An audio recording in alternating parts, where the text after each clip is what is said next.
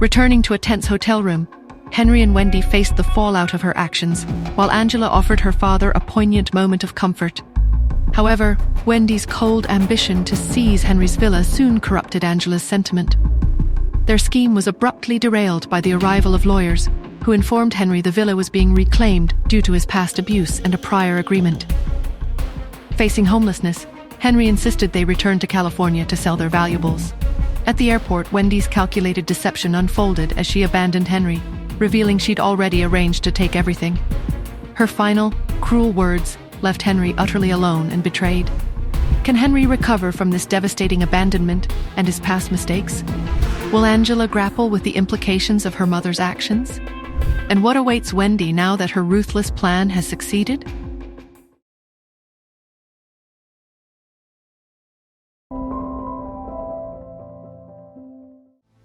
Henry must have replayed Wendy's words 1,000 times in his mind.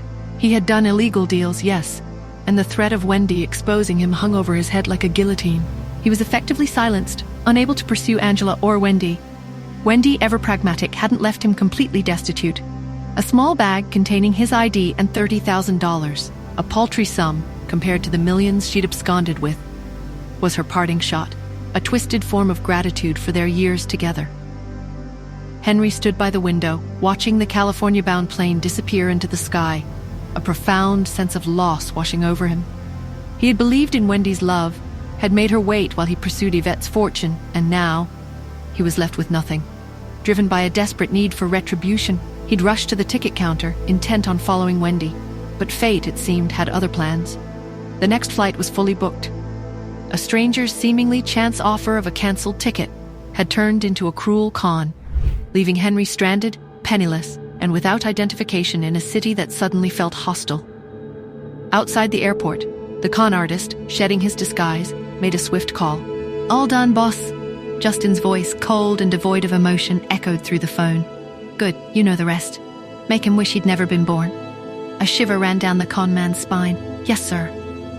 Justin's eyes burned with a cold, unwavering fury. The fragmented pieces of the past few days, coupled with Cherry's innocent revelations, had finally coalesced into a horrifying truth. Henry hadn't just been a neglectful father. He had been a monster. He had abandoned Pete. The memory of that frantic call, the sliver of doubt that had propelled him to pick up Pete. Pete would be gone if Justin had hesitated, if fear had paralyzed him. Killing Henry would have been too swift, too merciful. Justin's vengeance would be slow, agonizing. For now, Henry was the priority. Justin left the manor, the city lights reflecting in his hard eyes. She must be devastated, he thought. A flicker of something akin to concern for Nora, momentarily softening his gaze. He needed to be there, but before he reached his car, his phone rang again. It was his man at the airport. "Boss," the voice on the other end was low and urgent. "That low-life Henry. He's made more enemies than we thought. I just saw some guys drag him into an alley. They're beating him senseless." Justin's brow arched, a flicker of surprise in his eyes. "And then, they just bundled him into a van and took off. I'm tailing them now. Guess who they are?" "Who?" Justin's impatience grew. The reply was short, chilling.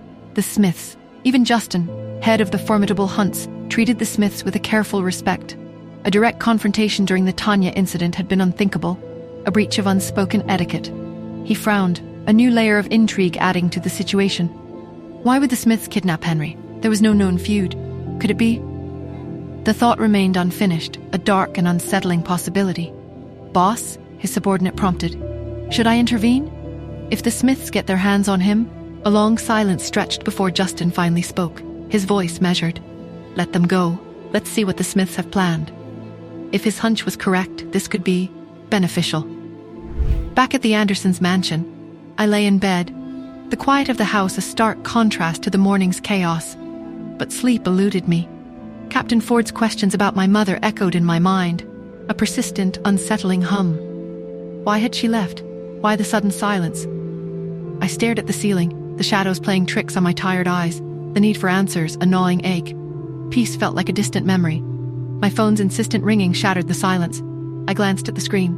"Lily," I answered, my voice flat. "Have you settled all of your domestic affairs, Athena?" she asked, her tone dry. "Yeah," I replied, the single word carrying the weight of the morning's drama. Only then did Lily's voice shift, a note of excited anticipation entering her tone. "I have some news for you, Athena. Guess what I found out when I was doing the DNA tests?" I got up immediately wondering what it is now that Lily has for me. What is the news Lily has for me? Has she found out who my real father is? Will Henry be spared by the Smiths? And how will Justin play his part in all this mess? Hi, Nora here.